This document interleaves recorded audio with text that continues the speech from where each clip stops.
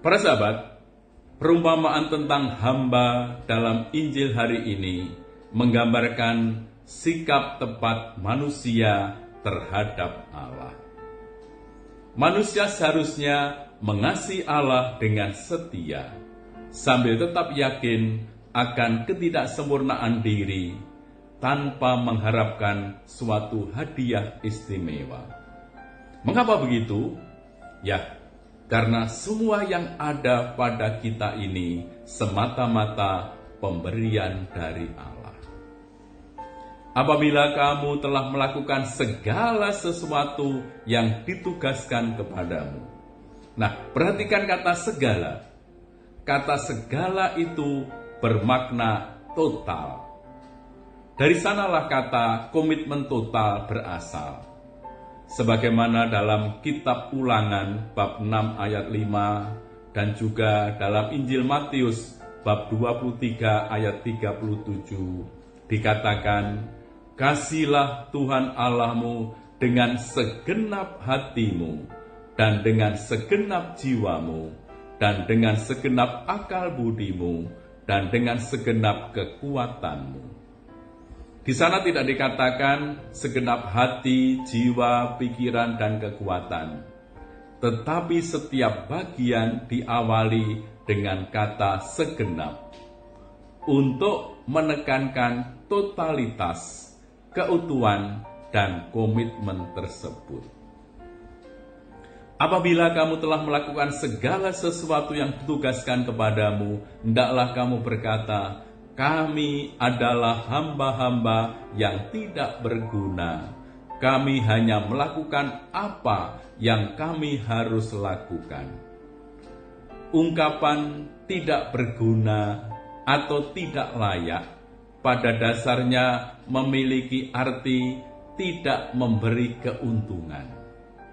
Apa artinya ini? Nah, pelayanan yang kita berikan kepada Tuhan sesungguhnya tidak memberi keuntungan apa-apa bagi Tuhan, karena Dia tidak menerima lebih daripada apa yang sudah Ia berikan kepada kita. Kami hanya melakukan apa yang kami harus lakukan. Ungkapan ini bermakna membayar hutang kami. Kisahnya ya, dulu para budak itu punya hutang, menanggung hutang dan harus membayar. Maka kita pun sebenarnya juga dalam arti tertentu berhutang kepada Allah. Ya. Kita dapat melihat bahwa sesungguhnya tidak ada milik kita yang tidak berasal dari Allah. Segala keberadaan kita adalah berkat kasih karunia dari Allah. Segala yang kita miliki adalah berkat kebaikan Allah semata. Tidak ada satupun yang terdapat pada diri kita yang tidak merupakan pemberian dari Allah. Segala yang kita miliki berasal dari Allah. Jadi, segala yang saya miliki sesungguhnya adalah sebuah hutang yang perlu saya kembalikan kepada Allah.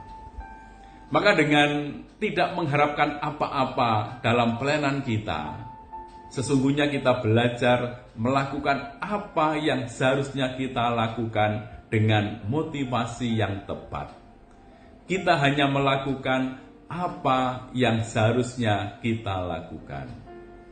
Karena itu, kita diajak untuk menjalani hidup ini sesuai dengan ajaran Tuhan sebagai sebuah pernyataan kemuliaan Allah. Maka segala yang kita buat demi kemuliaan Allah dan demi kebaikan sesama. Karena itu kita tidak perlu menuntut upah atau balasan di dunia ini, karena hidup kita saat ini hanyalah saat penantian akan penggenapan pengharapan kita akan kebahagiaan kekal. Para sahabat, seorang guru bijak mengatakan bahwa kemurahan hati yang sejati adalah ketika si pemberi tidak tahu siapa yang menerima dan si penerima tidak tahu siapa yang memberikannya. Dengan demikian, si pemberi tidak membebani si penerima untuk berterima kasih, sehingga si penerima dapat langsung melihat Tuhan Sang Pemberi yang sejati, Tuhan Sang Kasih itu. Maka jangan sampai kita hanya sebagai perantara kebaikan Allah, justru malah kemudian disembah-sembah, dipuji-puji, dan lalu orang menjadi lupa jika seharusnya bersyukur kepada Tuhan. Karena itu, tidak mengharapkan balasan dan ucapan terima kasih dari orang lain atas apa yang telah kita lakukan, sungguh membuat hidup kita menjadi nyaman dan damai. Ini sebuah kebenaran yang memerdekakan batin kita. Menjelang saat kematiannya, Santo Fransiskus dari Assisi memberi pesan kepada para saudaranya. Aku telah melakukan apa yang mesti kulakukan. Biarlah Kristus mengajar kamu apa yang harus kamu lakukan selanjutnya. Tuhan bersamamu dan bersama rohmu. Semoga Allah yang Maha Kuasa memberkati saudara sekalian, Bapa dan Putra dan Roh Kudus. Amin.